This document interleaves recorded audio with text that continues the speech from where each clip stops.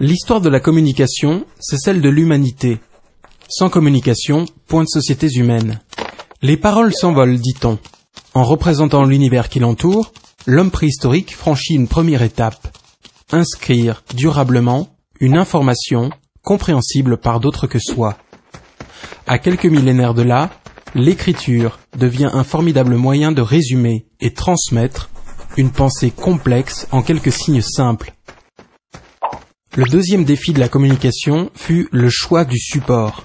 De la pierre au papier, du burin à la presse imprimée, le support devient de plus en plus léger et surtout facilement reproductible. L'information devient ainsi multipliable et diffusable à l'infini. Troisième défi, transporter l'information. Et là, plusieurs facteurs entrent en jeu. Tout d'abord, la distance entre les deux correspondants. Pendant longtemps, les animaux ont été très utiles pour la combler. Ensuite, la vitesse et les infrastructures. Premier réseau entièrement dédié au transport de l'information, le télégraphe réduit le délai de transmission à quelques instants par la magie de l'électricité. Le message est dématérialisé pour la première fois. Parallèlement, la révolution industrielle multiplie les moyens de transport mécanique.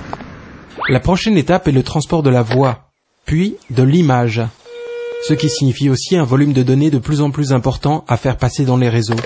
La technologie permet donc petit à petit de dépasser les contraintes, distance, temps, volume. Ce qui manque encore à la télévision, c'est l'interactivité. Internet est la suite logique de ce besoin.